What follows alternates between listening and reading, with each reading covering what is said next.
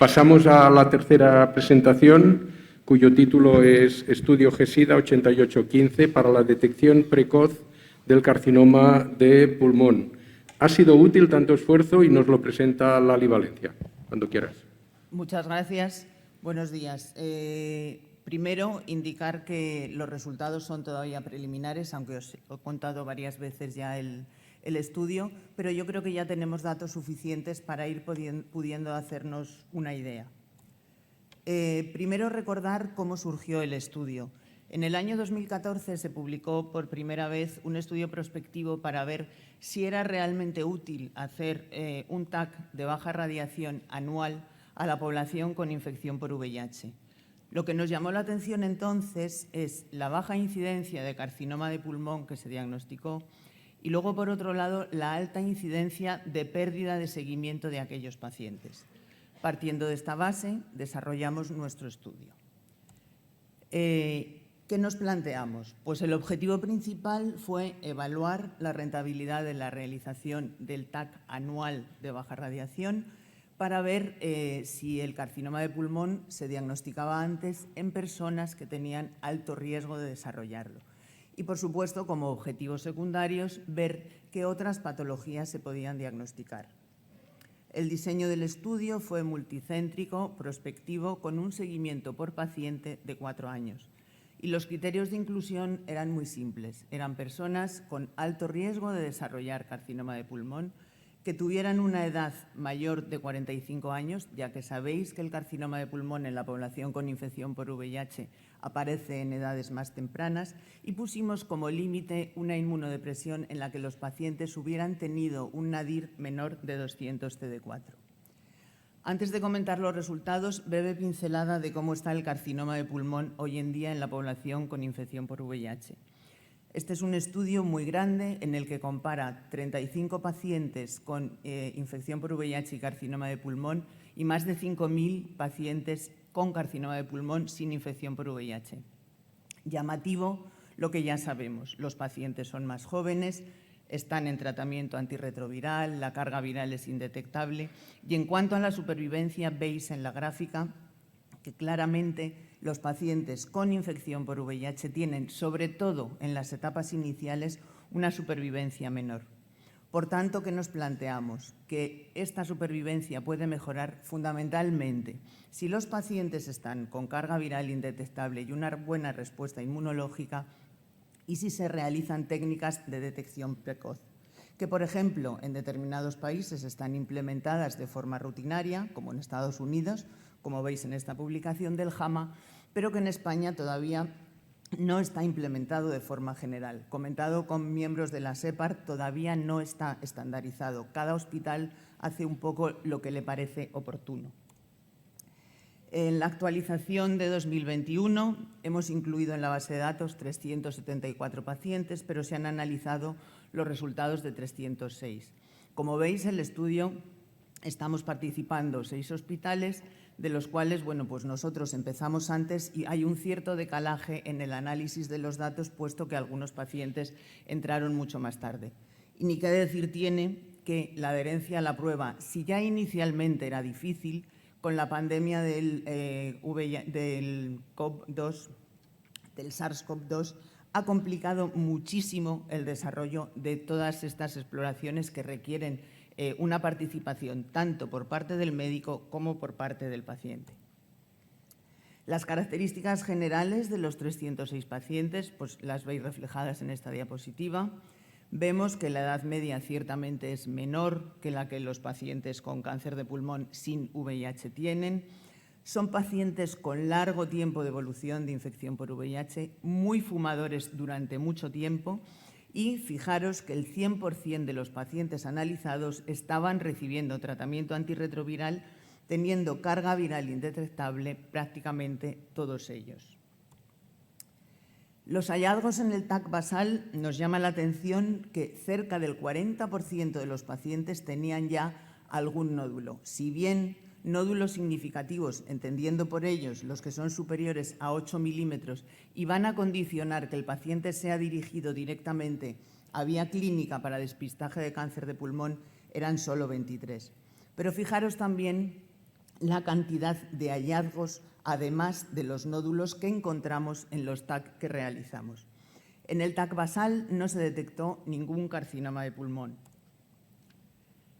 En cuanto a la evolución, he recogido en esta diapositiva los hallazgos nuevos. Fijaros, por un lado, que han ido cayendo el número de pacientes. Bien es verdad que todavía no están todos recogidos, como os he dicho. O sea, hay hospitales que entraron más tarde, incluso de los nuestros que entraron al principio, quedan más de 20 pacientes por completar el estudio.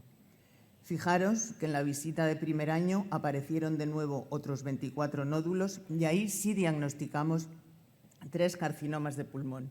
Uno era evolución de un nódulo diagnosticado en la visita anterior.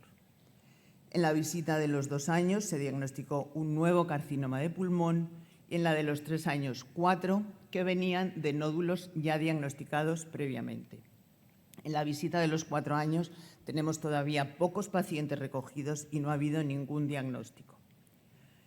Llama la atención que hasta el momento hemos realizado 845 TACs, lo cual, cuando lo dices así, efectivamente suena mucho a la hora de que pensemos valorar el coste-beneficio de esta estrategia. Tener en cuenta que más del 50% de los pacientes tenían algún nódulo. Si bien nódulos significativos solo fueron 32, de los que 8 fueron carcinoma de pulmón. Con lo cual, un cuarto de los nódulos mayores de 8 milímetros sí eran un carcinoma de pulmón. En cuanto a la evolución, no vamos a descifrar todo esto porque bueno, pues el tiempo no lo permite, pero tener en cuenta que casi todos mantuvieron la carga viral indetectable como lo tenían, aparecieron, como os he dicho, muchos datos de otro tipo de patología a nivel pulmonar y hubo varios pacientes que consiguieron dejar de fumar simplemente por el hecho de entrar en el protocolo. Se diagnosticaron otras patologías.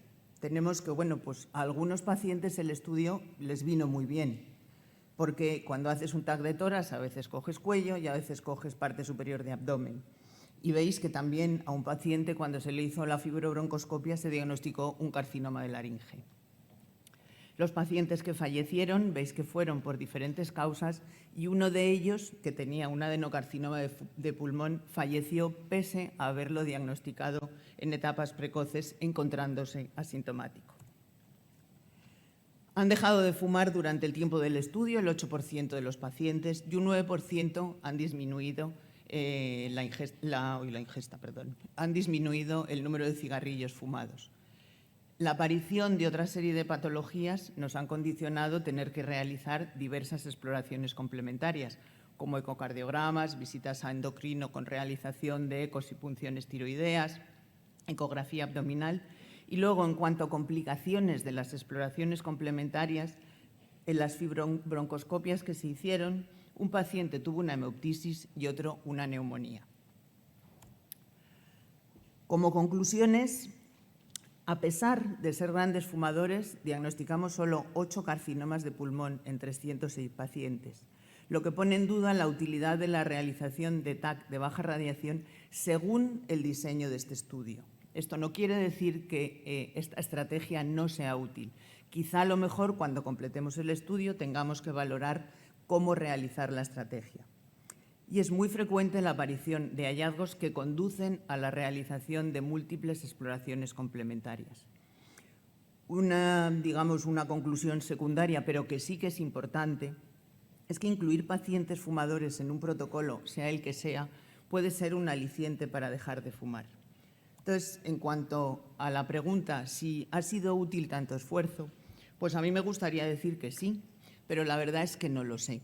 Probablemente con el diseño del estudio está difícil. Vamos a ver si una vez que lo completemos podemos decir algo más. Pero sí que es verdad que hay que tener en cuenta que el cáncer de pulmón es muy frecuente y que hay otra serie de carcinomas que tienen organizado claramente el diagnóstico precoz. ¿Por qué no lo implementamos también en el cáncer de pulmón? Y por último, bueno, pues dar las gracias a los pacientes, a todos los compañeros que han colaborado en el estudio y a los administrativos que han llamado por teléfono de forma sistemática a los pacientes que luego muchas veces no vinieron. Gracias.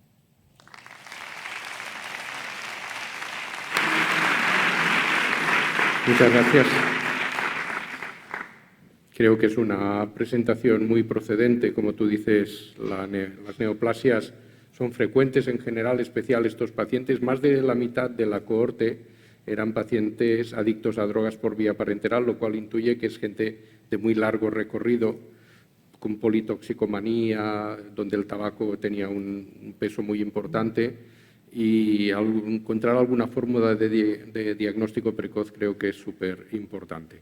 Si tenéis alguna pregunta.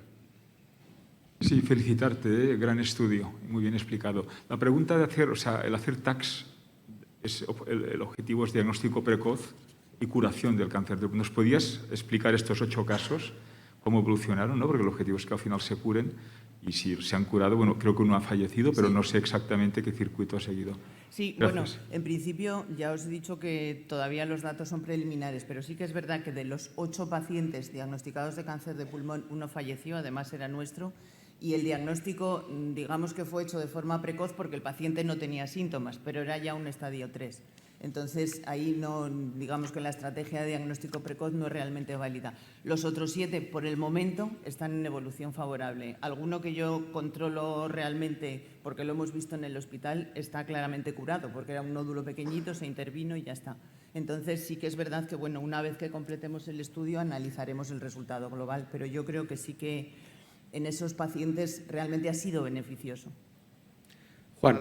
Enhorabuena y gracias por hacer el estudio y contarlo también, como decía José María.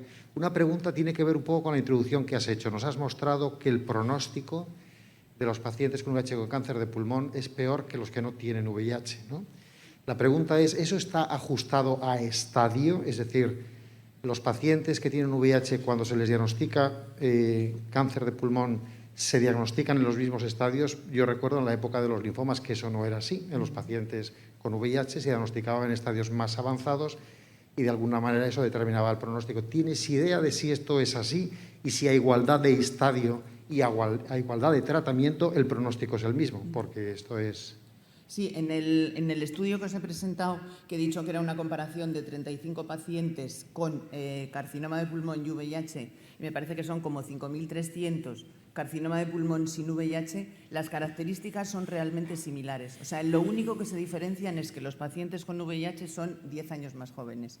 Y luego, en cuanto a la evolución, que es la gráfica esa que puse, sí que se observa que el pronóstico es peor en los 3 primeros años. En los 3 primeros años, los pacientes con infección por VIH fallecen en un número mucho más elevado. Pero a partir de los 3 años, digamos que la tendencia a la evolución se iguala, es decir, las diferencias ya no son tantas.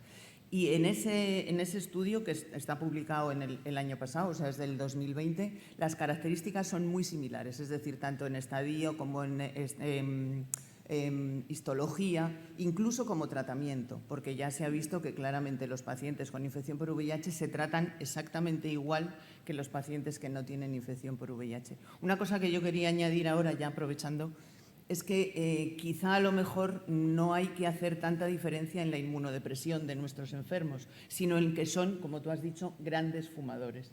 Entonces, probablemente a lo mejor si no hubiéramos puesto de criterio el que el nadir hubiera sido menos de 200 TD4, hubiéramos capturado más enfermos, porque yo tengo la sensación que hemos diagnosticado fuera del protocolo pacientes con cáncer de pulmón que se podían haber beneficiado de este estudio. Muy bien, muchas gracias y enhorabuena, Lali.